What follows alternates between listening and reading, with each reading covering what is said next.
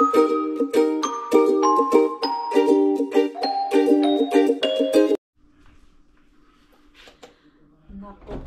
po. Ulyanin na si Maring Queenie. Buti na lang pinaalala ni Par sa akin na meron akong customer bukas sa cleaning. At dahil nakakuha ako ng mystery grocery bag, lalabas ako ngayon. At the same time ay nadaling ko na yung gamit ko para bukas hindi na ako mahirapan. Ayan. Ano ba yung gagawin ko bukas?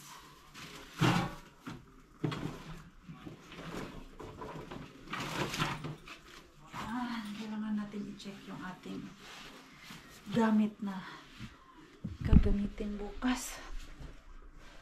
Hala, bakit madumi to?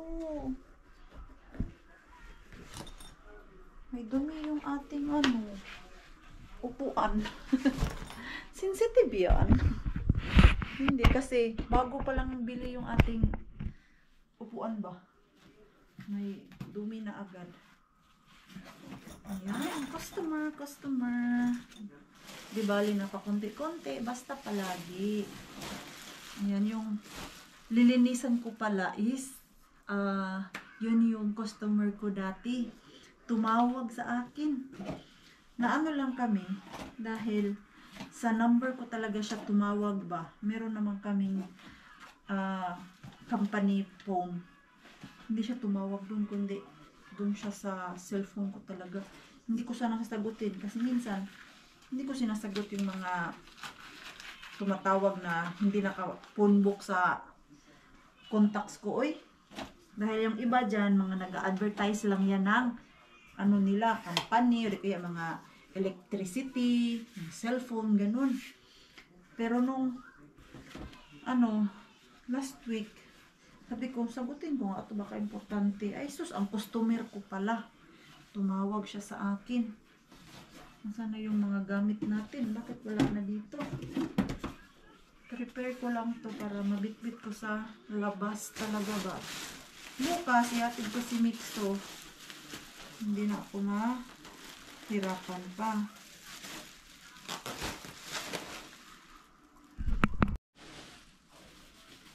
Konti lang yung aking mga basahan pa. Kailangan ko bumili pag naka-LL na tayo, luwag-luwag.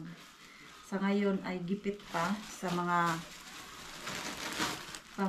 pambili ng mga basahan kasi sobrang mahal po ng mga basahan na to. At yung kinita ko na po dati sa mga previous customer ko, ni piso po, ni 1 euro, wala pa po akong nagamit noon or nakuha kasi ginagawa namin ni Pars, ginagamit namin siya sa mga kailangan sa paglinis, yung mga detergent at yung bayad sa mga bayad sa pampagawa ng flyers. So doon lang muna umiikot yung sinasahod ko dito sa ating paglilinis. Ayan, binilang ko, naka-10 customer na pala ako. Pero yung mga ko nga dyan, kita is umiikot lang din siya sa pagpapalago ng ating company or yung ating cleaning business. Yan.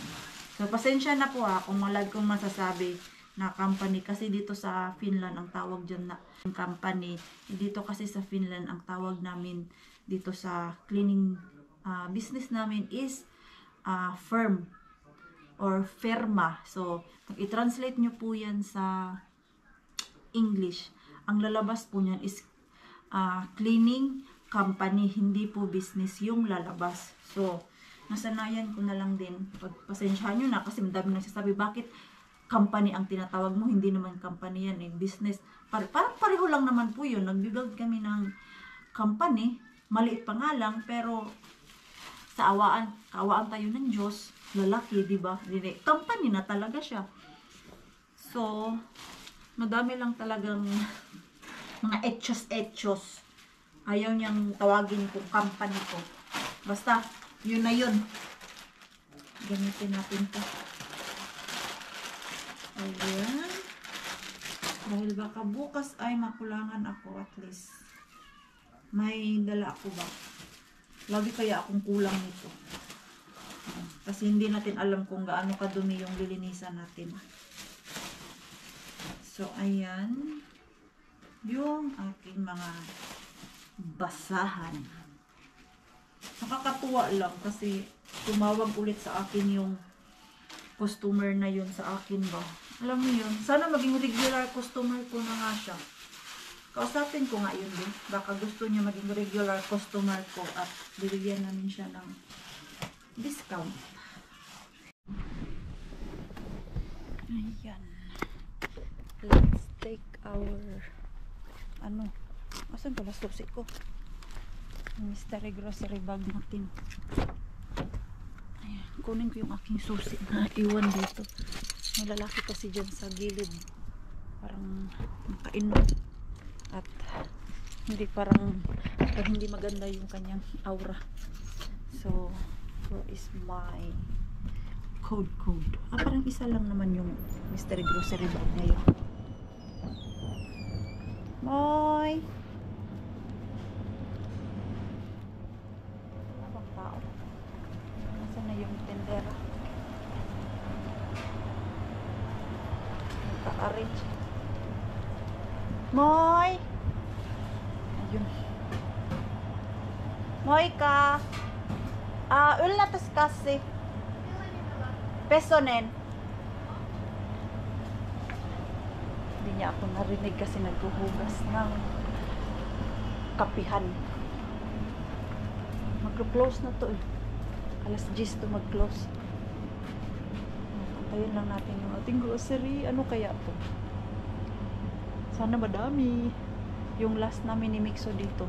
Madami-dami yung laman ng ating mystery grocery bag. Sana this time ay madami. Ito. Hi, boy. Moy ka. Kaming susi. Yan oh. Yan yung laman ng ating grocery. Parang madaming sausage, Mars ah. Nagpa-sausage na naman to si mystery grocery bag natin. Ito oh. Kita niyo po ba? Tapos mga luto na mga pagkain. Okay lang yung luto na pagkain. Pwede naman yan. Yung ilagay sa freezer ba? Lalo na kay Mixo. Mga mashed potato pa naman yun. Okay, grocery bag. Hey, wife and grocery bag. So ito yung ating grocery bag. Ang laki ng plastic bag niya. So, Mixo likes this. Meatballs and smashed potato. Yo, not bad. Yo, so plain. Dami.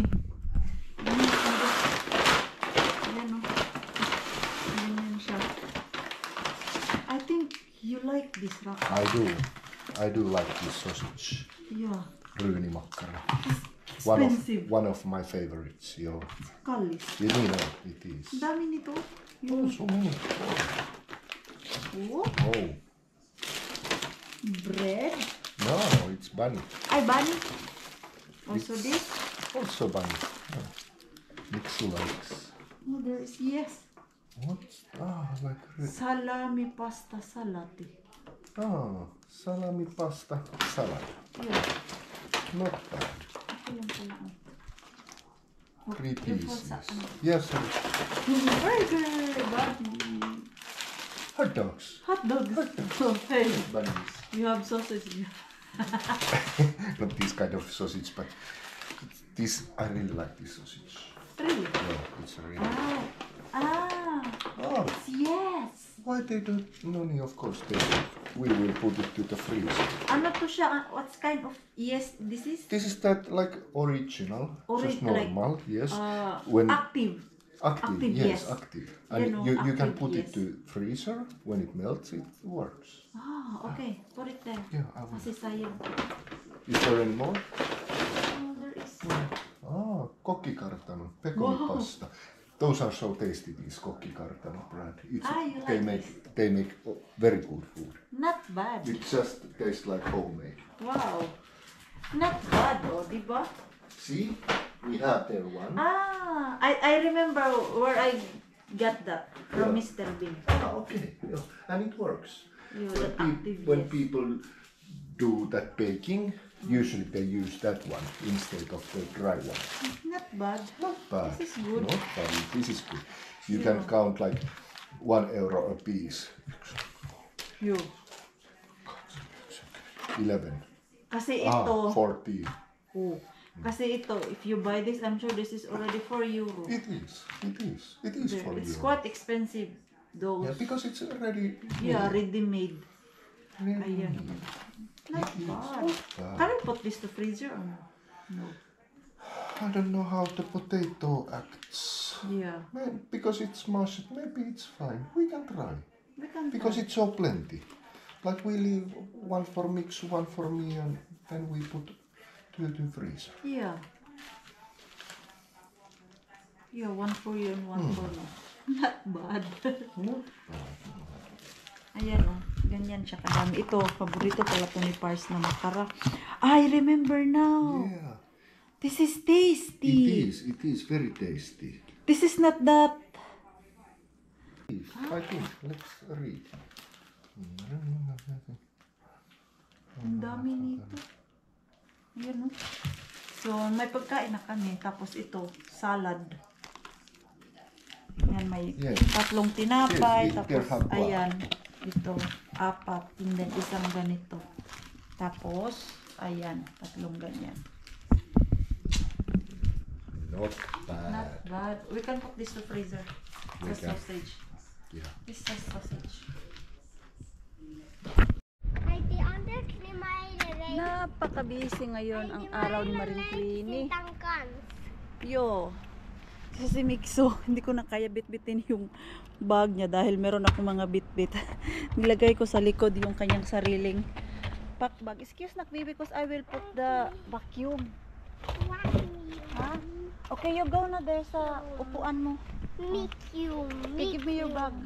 You sit down there because I'm gonna seatbelt you soon. Ayan. Oh, yung ating vacuum. Tapos itong mga ganito ko ba o yung map ko, hindi kasya dyan sa likod. Mataas kasi.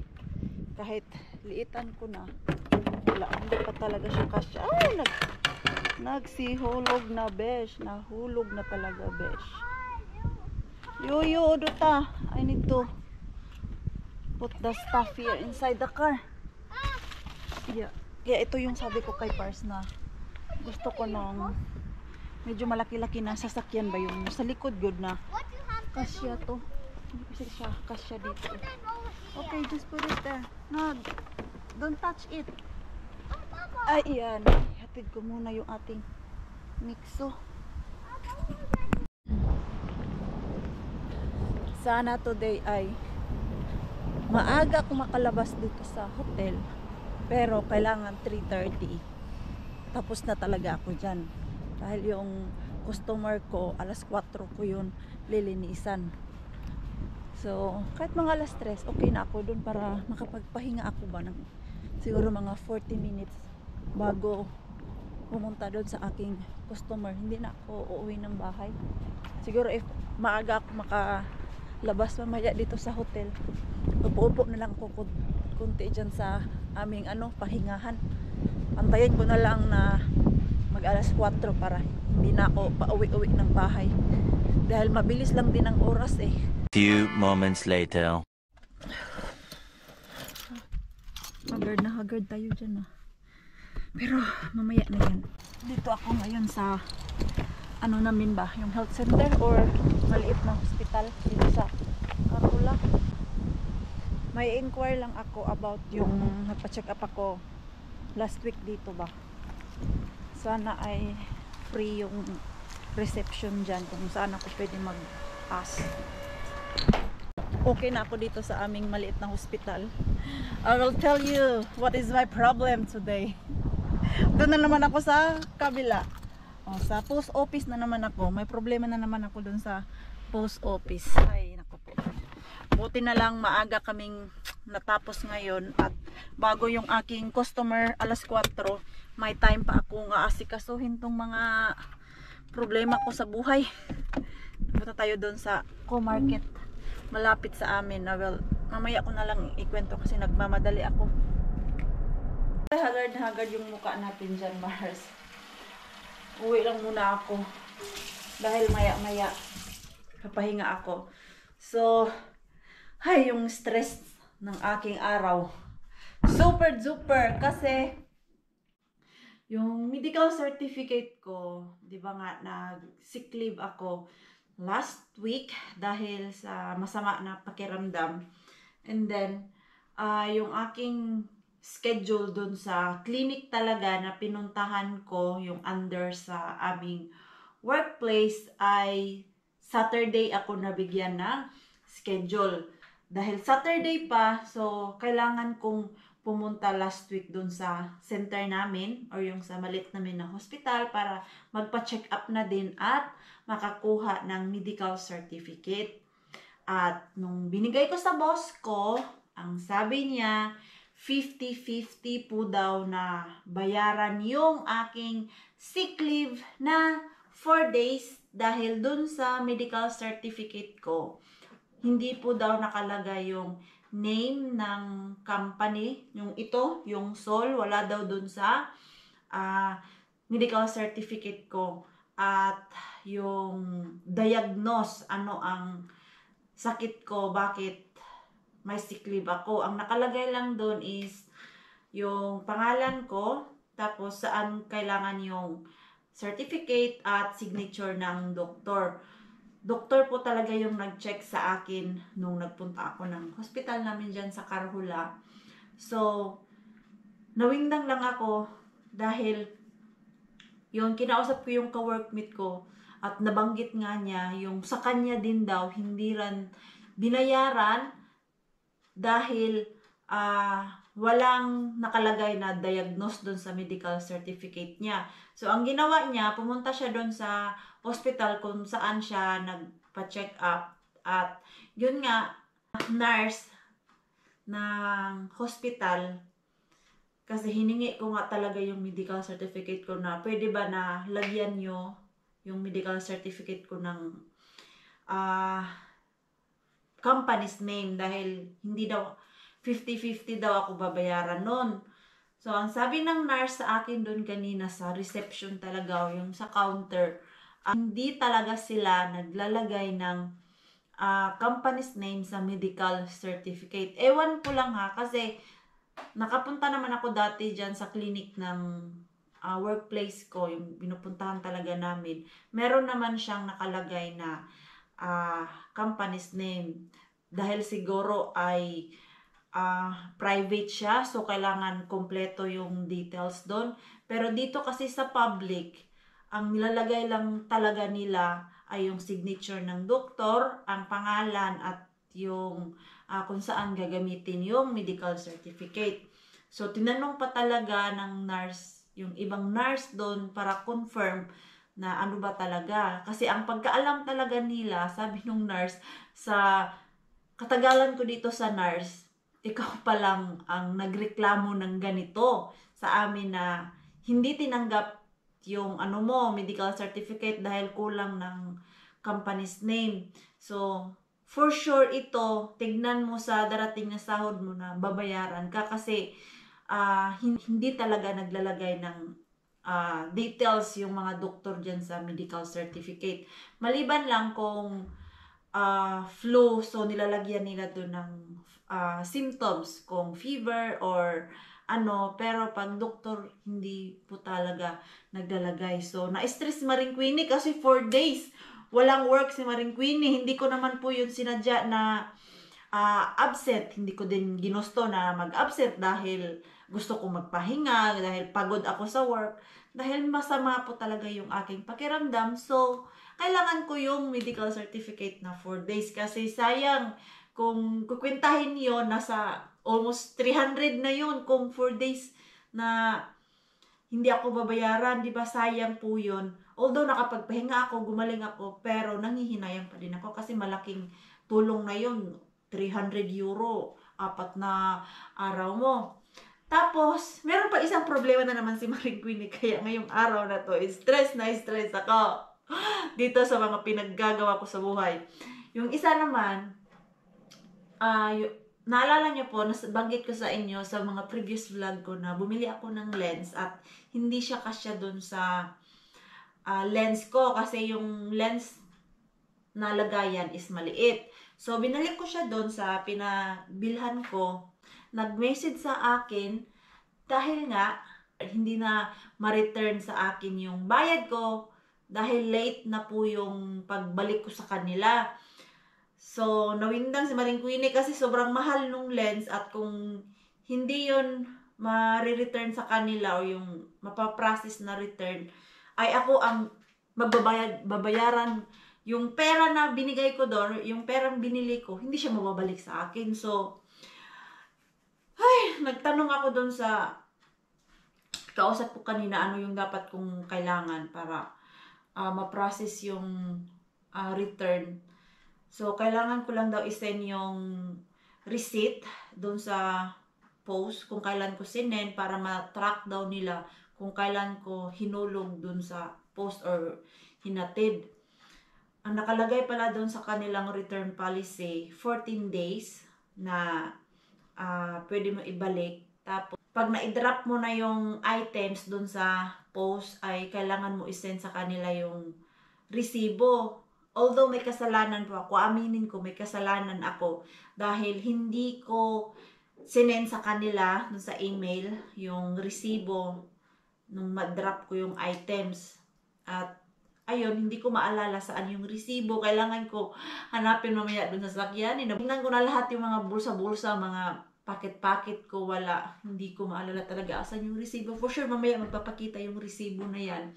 At pinuntahan ko balik dun sa co-market kung meron silang copy. Wala daw silang copy. Oo, mas lalong na-stress ako. Umuwi ako na parang mangiyak-ngiyak kanina nung sinasabi ko kay Pars na kailangan ko tong ayusin kasi sayang yung binayad ko doon na hindi maibalik sa akin. Bumili naman ako ng lens ulit kasi tinry ko lang siya ba? Kasi pwede naman ibalik, pwede mo ibalik sa kanila at pwede rin ibalik yung pera mo. So, ayun nga, nawindang ako. Sabi ko, paano na yan? Yung lens na yan, yung sa camera, matagal ko na po talaga yan siya. Gustong bilhin. Siguro 3 years ko na po yan siya pinaplano na bilhin. Kaya lang, parang napapaisip ako, kailangan ko ba? Or gusto ko lang? Tapos, meron namang cellphone na picture-picture. Pero, nowadays kasi, parang nahiligan ko na din mag-picture-picture. Tapos gusto ko yung sobrang satisfied na picture. Although picture lang yan siya, pero alam mo yung minsan kahit picture lang po yan, di ba? Nagpapasaya po yan sa atin. So minsan, pag stress si Maring Queenie, picture-picture. O di ba? Tapos ang ginagawa kong model yung aking anak, yung ating mixo. So ayun, ayusin muna namin. Tapos pag hindi na ayos, ay bahala na si Batman. Kailangan kong kumain ngayon dahil gutom ako at mamaya gugora tayo sa aking customer. Niin sit kun sattuu. Ayan, ako punta na sa customer. Si Pars natin ay pick up sa ating mix. Oh, same blue. You going to work also? I'm going to You pick gonna up help me? Mixu. You will help me? Later. Okay. Bye-bye. So, hindi pa tayo makapag-chismis. So, yung daming ganap. Ang busy-busy. Dito ba yung gamit ko? Dito naman yung gamit ko. So, let's go na dun sa ating customer. Tayo na ay maglilinis. Asan na yung address niya? Naalala ko naman kasi dito lang naman yun sa Kotka. 10 minutes drive. Galing dito. Ayan. Dito na ako. I-check ko nga kung makadaan ako dito ba. Ayan, itan tulitan. Upakatong piyataka. Hindi kaya tayo makadaan dito. Paano naman ito buksan? Tingnan natin. Ay, hindi pala tayo makadaan dyan. Kasi may lock. Dito ako nagpark. Nung una ko kasi punta dito, nakita ko yung gate na yan na may shortcut ba. So, mag-experiment na naman si Maring Queenie. Kung pwede. Hindi pala tayo pwede dyan. Ano siya, private. siguro yung makadaan dyan is yung mga taga dyan lang din ba. So doon ako ikot kung saan ako nag-park dati. So voice over muna tayo mga Mars and Pars dahil alam nyo na yung ating customer baka mapagalitan tayo at tayo nagchichismisan sa harap ng camera. So dahil nag-work tayo, so work muna. Okay lang yung video dyan kasi hindi naman ako nagdidisturbo sa kanya. Kaya nga voice over na lang muna tayo. Ayan, nakakatuwa lang kasi tumawag ulit yung ating customer. So meaning yan ay satisfied siya sa work ni Maring Queenie ninyo. Yan, pati yung gilid-gilid talaga nililinisan ko kasi sa malayuan hindi mo nakikita yung dumi, pero pag nilambitan mo na ay andyan pala yung dumi. So hindi lang punas-punas yung gagawin ko dito. Mamaya ibabrush ko din yung toilet bowl dyan, tapos yung sa shower area talaga ay ibabrush ko yung dingding niya kasi sobrang dumi na din. Kahit last month ay nilinisan ko to, nadumi na naman siya, kaya siguro nag-call ulit yung ating customer. So pati yung washing machine syempre pupunasan natin para malinis sa paningin ba at komportable siya ulit mag-washing dito sa kaniyang washing machine. Ayan, so malapit na ako matapos dito sa toilet at mamaya doon na naman tayo sa kusina niya. So ito na. Grabe na yung pawis ni Maring Queenie ninyo. Tignan nyo po. Hindi pala kita sa video. Pero pinagpapawisan na po talaga ako kasi ang CR na to, yung liguan niya. Kaya walang bintana. As in, toilet na toilet. Literal na toilet na walang bintana. So, pawis-pawis tayo. Yan, natapos ko na yung kabilang side. Yung lababo at yung mga washing machine na punasan ko na, pati yung toilet bowl ay nalinisan ko na. So ito, ayan, yan yung ating ibabrush yung sa wall dahil pansin nyo po sa toilet nyo ay yung bathroom nyo ay may yellow na. Yan po yung dumi ng ating katawan, hindi po yung bawas na yung fats na natatanggal sa ating katawan. Ang nangyayari po dyan ay mag-yellow yung gilid-gilid ng bathroom nyo, yung walls ng inyong bathroom, pero no worry po kasi mabilis lang po yan siyang alisin. I-brush nyo lang yan, lagyan nyo ng detergent at kung ano yung ginagamit na panlinis nyo. Kung meron kayong chlorine, pwedeng din chlorine, pero wag masyadong chlorine kasi masama yan sa kapaligiran. So ano lang, sabon, tapos i-brush nyo yung walls nyo. For sure matatanggal ang yellow dyan sa mga walls nyo. At pag hindi po yan siya natanggal, ang mangyayari dyan ay mangingitim yung yellow na yan. So from yellow turn to black pag hindi nyo po yan tinanggal sa walls nyo. I-try nyo lang po, believe me or not, charing. Yan po yung pinag-aralan namin.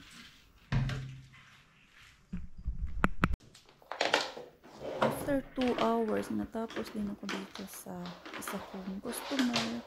Ayun, nakakauwi na si Maring Queenie niyo. What a long day. 11 hours ako nag-work. Okay, pero kiribumbong lang. Kaya pa sa energy. Hindi naman palagi. Ngayon lang naman na linggo, may customer ako. Tapos next week ay meron na naman akong isang customer. So, paisa-isa lang muna tayo. Nakakatuwa lang kasi hindi man palagi, pero time to time, may customer na pumapasok dito sa negosyo namin. Malay natin balang araw, dadami din tong mga to. So, ayan, impake na si Maring Queenie kasi aalis na ako dito at satisfied na naman yung ating customer. Happy siya. Nagpasalamat siya ulit. Ay, hindi pa pala ako tapos. Magmamapa pala ako. Yung vacuum lang natapos ko na. Pero itong map ay last na to, and then uwi na din ako. Ayan, finally. What a long day talaga si Maring Queenie ngayon. Pero that's life. Kailangan kumayod.